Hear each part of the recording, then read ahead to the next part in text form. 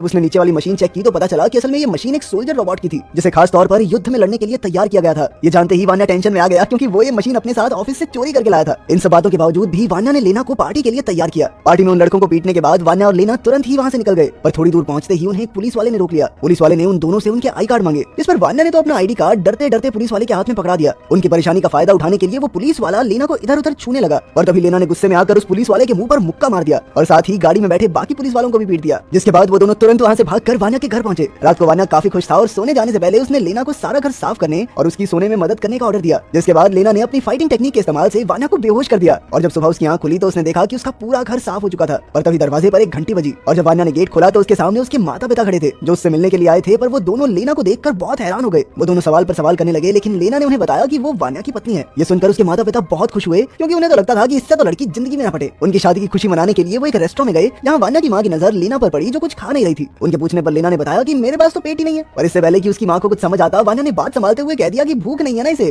भूख नहीं है। इसके बाद वान्या ने लेना को अकेले में बात करने के लिए बुलाया। असल में वान्या को बड़ी सावधानी से लेना का डेटा मिटाकर उसके सर के नीचे के शरीर को वापस लैब में रखना होगा, नहीं तो वो बहुत बुरा फंस जाएगा। उसने लेना से कहा कि तू मम्मी पापा के साथ रह, मैं ऑफिस में जाके सारा डेटा डिलीट करके आता हूँ। लेना भी इसके लिए तुरंत तैयार हो गई। जब वान्या अपने ऑफिस पहुंचा तो उसकी नजर ऑफिसर नेस्तरोव पर पड़ी, जिसने उसे बताया कि उनकी मिलिट्री लैब से एक प्रोटोटाइप मशीन चोरी हुई थी, इसीलिए वो सभी के सिस्टम्स को चेक करना चाहते हैं। वान्या के पास कोई और चारा नहीं था, इसीलिए वो इसके लिए तैयार हो गया। पर जैसे ही नेस्तरोव उसके कंप्यूटर के पास पहुंचा तो वान्या ने उसका ध्यान भटकाने के लिए किसी और पर इल्जाम लगा दिया, जिसका फायदा उठाकर उसने तुरंत ही लेना का डेटा डिलीट कर दिया। और नेस्तरोव को वान्या पर थोड़ा सा शक तो हो गया था, इसीलिए उसने वान्या को एक पेन ड्राइव अपने कंप्यूटर में लगाने को कहा और उसके पेन ड्राइव लगाते ही नेस्तरोव ने लेना में लगे एक ट्रैकर को चालू कर दिया। जिसके बाद वो अपने साथियों के साथ उस ट्रैकर की लोकेशन की तरफ निकल गया। अपने ऑफिस से बाहर आते ही वान्या ने लेना को फोन करके एजेंट्स के बारे में बताया और उसे एक अंडरग्राउंड पार्किंग में मिलने को कहा, क्योंकि वहाँ पर वो उसकी लोकेशन ट्रैक नहीं कर पाएंगे। बेसमेंट में मिलते ही वान्या ने लेना की बॉडी पर लगे ट्रैकर को ढूंढना शुरू कर दिया और थोड़ी ही देर में उसे ढूंढ निकाला। और उसे लेना के शरीर से बाहर निकालने के लिए वान्या को कुछ औजारों की जरूरत थी, इसीलिए वो जरूरत का सामान खरीदने के लिए पास के एक मॉल में पहुंचे। जहाँ सामान लेने के बाद वान्या को एहसास हुआ कि उसके पास तो पैसे ही नहीं है। तो लेना ने दुकानदार से कहा कि भैया पैसे ना दें तो चलेगा। लेना के मुंह से ये बात सुनते ही वो तुरंत मान गया। उसने अचानक ही लेना का हाथ पकड़कर कहा, आजा छमिया, लेकिन लेना ने उसे जबरदस्त धक्का देकर पीछे पटक दिया। इसके बाद वो दोनों उस दुकान से निकलकर बाथरूम में पहुंच गए, जहाँ वान्या उस ट्रैकर को निकालने की कोशिश में लग गया। और तभी उनकी आवाजों को सुनकर एक औरत ने गार्ड को वहाँ बुला लिया और जब गार्ड ने नीचे झुककर अंदर देखा तो उसे लगा कि ये दोनों गलत काम कर रहे हैं यहाँ पे, इसीलिए उसने तुरंत उन दोनों को बाहर आने को कहा। और तब तक वान्या ने लेना के अंदर से वो ट्रैकर निकाल दिया था। उनके बाहर आते ही नेस्तरोव भी वहाँ पहुंच गया और जैसे ही उसने वान्या को ट्रैकर की लोकेशन के पास देखा तो उसका शक यकीन में बदल गया और उसने बिना समय गवाए वान्या को अरेस्ट कर लिया। लेकिन मौका देखकर लेना ने सारे एजेंट्स पर हमला करके उनकी हड्डी बसली एक कर दी और वान्या को उनके चंगुल से छुड़वा लिया। फिर सबूत मिटाने के लिए अपने कपड़े बदलकर वो दोनों जल्दी से गाड़ी में बैठकर निकल लिए। लेकिन तभी अचानक एक पुलिस की गाड़ी ने उनका रास्ता रोक लिया। लेना तो उन पुलिस वालों को जान से मारना चाहती थी, पर वान्या ने उसे ऐसा करने से रोका। और नहीं, गुस्सा नहीं करते, जान से नहीं मारना, बस पीट पाट के छोड़ दे। इसके बाद लेना गाड़ी से नीचे उतरकर पुलिस वालों की तरफ बढ़ी और उस पर गोलियों का कोई भी असर नहीं हुआ। फिर उसने जाकर एक एक की हड्डी बसली एक कर दी। इसके बाद वो तुरंत ही वहाँ से निकल गए और रास्ते में वान्या लेना को एक इंसान समझकर अपने दिल की बातें करने लगा और लेना एक रोबोट की तरह ही बर्ताव कर रही थी। वान्या अपने बॉस से मिलना चाहता था, पर उससे पहले कुछ कपड़े खरीदना जरूरी था, लेकिन उनके पास बिल्कुल पैसे नहीं थे, इसीलिए लेना उसे एक फाइटिंग रिंग में लेकर आ गई, जहाँ उन्होंने शर्त लगाई जिसके मुताबिक अगर वो क्लब के सबसे बेहतरीन फाइटर को हरा देगी तो उन्हें बहुत सारे पैसे मिलेंगे। लड़ाई शुरू होते ही लेना ने कुछ ही सेकंडों में अपनी ओपोनेंट को चित कर दिया। जीतने के बाद उन्होंने पैसों के बदले कुछ कपड़े और एक गाड़ी मांगी, जिसकी उन्हें सबसे ज्यादा जरूरत थी। इसके बाद वो लोग वान्या के बॉस पावो के पास पहुंचे, जिसने उन्हें बताया कि असल में उनके ऑफिस का ही कोई आदमी जानकारी बाहर लीक कर रहा है और उन्हें खबर मिली है कि एक जासूस उनके एंड्रॉइड रोबोट को चुराने वाला था। और वान्या ने पहले ही उसे चोरी करके उस जासूस के प्लान को फेल कर दिया और अब वो जासूस उस रोबोट को हासिल करने के लिए कुछ भी कर सकता है। पावो लेना की असलियत जानकर काफी हैरान था और फिर जैसे ही वो दोनों पावो के घर से निकले तो एजेंट्स ने उन्हें चारों ओर से घेर लिया। लेना एक बार फिर से उनकी हड्डी बसली एक करने के लिए बाहर निकली, लेकिन इस बार एजेंट्स पूरी तैयारी के साथ आए थे और उन्होंने इलेक्ट्रोमैग्नेटिक गन्स के इस्तेमाल से लेना को काबू में ले लिया। वो लेना और वान्या दोनों को पकड़कर अपने साथ ले गए। गाड़ी में वान्या और लेना एक दूसरे को अपने दिल की बातें बता रहे थे और फिर अचानक नेस्तरोव ने अपने ही आदमियों को गोली मारकर वो बंदूक वान्या के हाथ में पकड़ा दी, ताकि सबका सारा शक वान्या के ऊपर आ जाए। साथ ही उसने वान्या को बताया कि असल में वही वो जासूस है जो रोबोट को चोरी करने आया था। पर तभी उसके एक साथी ने उसकी बातें सुन ली, जिसके बाद नेस्तरोव का ध्यान उस आदमी को मारने की तरफ चला गया और मौका देखते ही वान्या वहाँ से भाग गया। इसके बाद नेस्तरोव लेना को लेकर वहाँ से निकल गया और जब वान्या उस बिल्डिंग में वापस गया तो उसने देखा कि वहाँ एक टाइम बॉम्ब लगा हुआ था। उसने जैसे तैसे जल्दी से वहाँ से निकलकर अपनी जान बचाई। इसके बाद जब वान्या ने लेना को ढूंढने की कोशिश की तो उसे पता चला कि असल में नेस्तरोव लेना को अमेरिका लेकर जा रहा था और वो तुरंत ही लेना को बचाने के लिए निकल गया। उधर नेस्तरोव लेना को लेकर एयरपोर्ट पहुंच गया था, जहाँ उसका क्लाइंट पहले से ही उसका इंतजार कर रहा था। लेकिन ऐन वक्त पर वान्या एक बंदूक लेकर वहाँ पहुंच गया, लेकिन नेस्तरोव डरा नहीं, क्योंकि उसे लगता था कि वान्या एक नंबर का फट्टू आदमी है, वो गोली चला ही नहीं पाएगा। लेकिन तभी वान्या ने अपना दिमाग लगाते हुए पावर सप्लाई पर गोली चला दी और लेना को आजाद कर दिया, जिसने आजाद होते ही वहाँ मौजूद सभी लोगों को पीट के बकरी बना दी। वान्या लेना को सही सलामत देखकर काफी